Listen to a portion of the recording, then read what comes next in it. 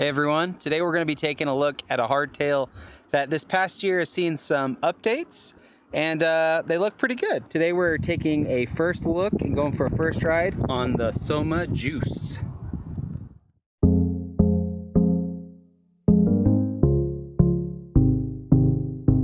I'm going to keep this intro part, the quick overview, a little bit shorter than normal.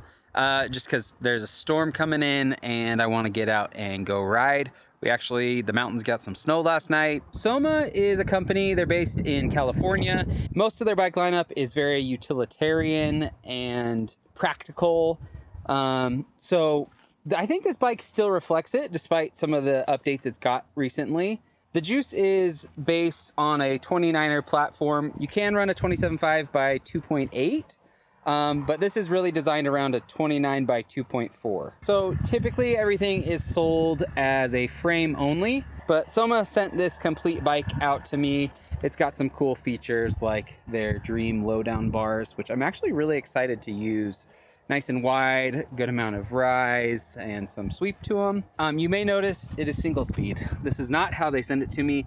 There was an unfortunate little mishap in shipping, so I'm gonna be testing my legs out on this test ride while they get a new hanger back here and derailleur to me. I'm not gonna let that affect anything. Again, they send it frame only anyway, like that's how you purchase it. So the drivetrain, the fork, all that, I'm not judging the bike off of that. This bike is really designed for flowier trails, for greens and blues, a few black diamonds here and there, but that's not really the focus. It's more of a bike packing, get around, explore type of bike. And that's definitely reflected in the geometry. First off, it is designed around a 100mm fork.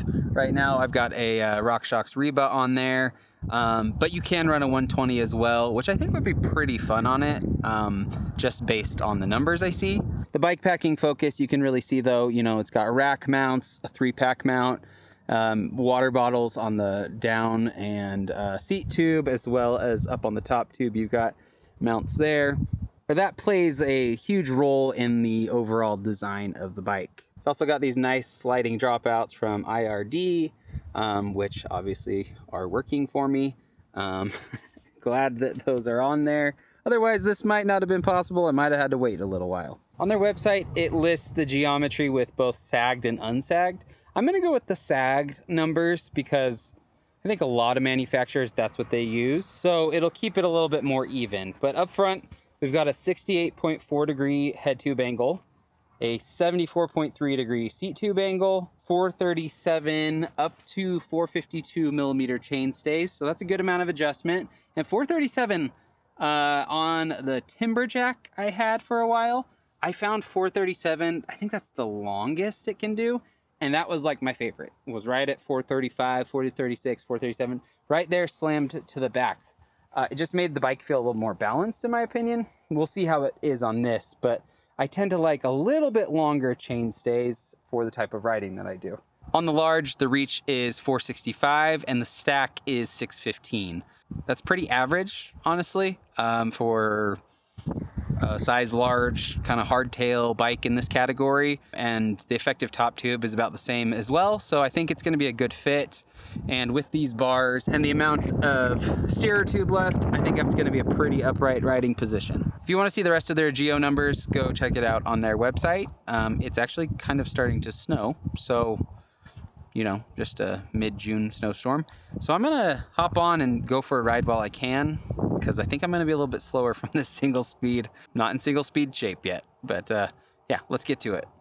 Just as I thought, fairly upright position. I'm just gonna walk that out because I don't need it right now. That is gonna be dependent on how you set it up, but you're starting at a good base with the amount of stack.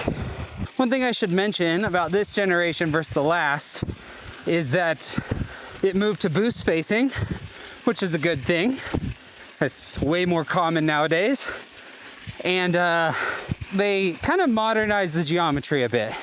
But as I mentioned, they didn't go crazy on it. They kept in mind the purpose of this bike. That more flowy, bike packing oriented focus. It's not crazy, but that's That's by design. Obviously, it's a little hard to tell how it does on the climbs, but generally it's good. It's hard because I'm standing and really pumping, but oh, it feels good on this descent though. Ooh, yeah, this is fun. It's a little slippery too, but that was fun. Very balanced, but still playful. Also feels lighter than it is. This frame isn't the lightest out there. It's steel. It does come in on the heavier side. In a medium, it's 6.2 pounds. Some of that's gonna be because of that bike packing adventure focus, all the mounts or mounting locations and the build of the frame, but it rides a little lighter than that. I'm a really big proponent of hardtails, but to be honest, most of the time, I only mean that when they're paired with plus tires. I just really like the high volume. I like the way it changes the ride feel.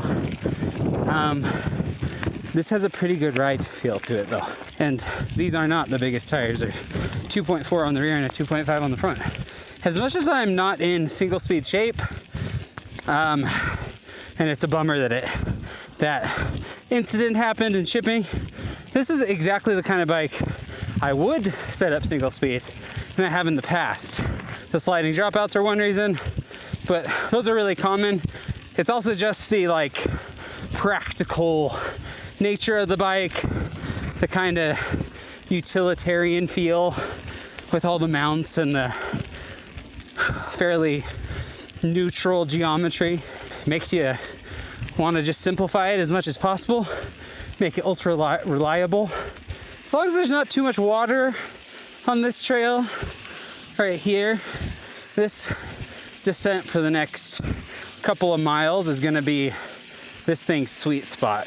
It's got some little tricks and bonus lines on it, but it's pretty smooth and flowy. Little jumps if you want to hit them, and some little twists to it as well.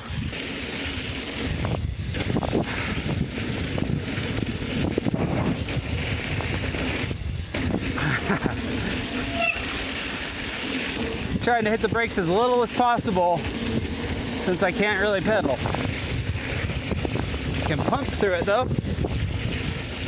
Not loving this fork. Just kind of a stiff, dead ride. Woo.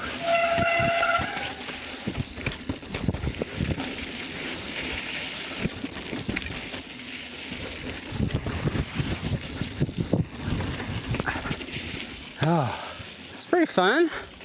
A little squirrelier. That might have been me just getting in my head about some of those rocks being wet.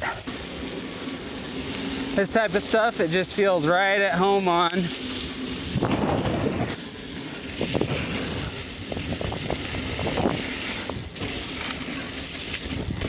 Yeah, it's got a nice ride feel.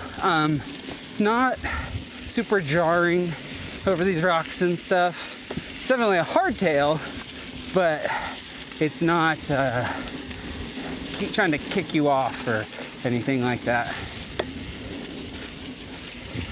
One thing I really like is the seat tube is not super tall, so this dropper is nice and low and out of the way.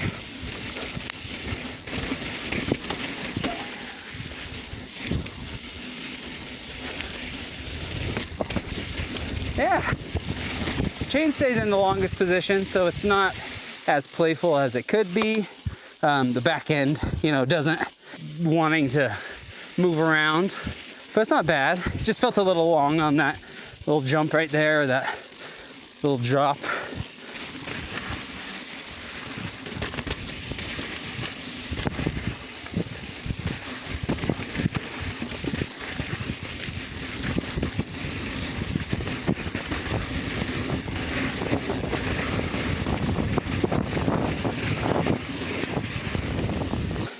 I definitely feel the less progressive geometry on this stuff.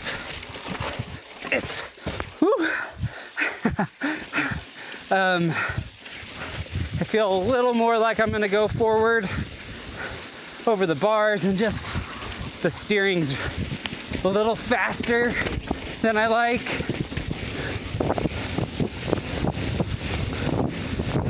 Could also be if I lengthened out the stem a little, that could help. It's a very short stem. Nice of the sun to come out now that I'm finished. That was a good first ride. It was a little different, obviously, because of the single speed, but like I said, of all the bikes out there, the type of bike, this is the one that I would take as a single speed. I'd set up that way intentionally. In general, it's a very confident climber, really stable, especially with these chainstays all the way lengthened out. And, you know, the steering does well at those slower speeds, very maneuverable, and kind of all the characteristics you'd want in something like that. As I always say, these are just my first impressions, but generally, I think so far Soma did a great job of describing the type of trails and rides you would want to take this bike on. It felt very good, really fun on the tamer, the greens, the blue, the really flowy stuff, which it's still, you know, you can get going pretty fast on those. But as I got to higher speeds with more technical riding, I didn't love it as much. It just felt a little bit twitchier, or I don't know, just I wasn't loving it as much. There's a good chance I will be using this bike for the Butte 50, and that route is a lot of pretty buff single track. There is some rocky, more technical sections, but in general, it's a very fast, flowy type of trail with, you know, switchbacks and things like that. So honestly, it's probably the perfect bike for that.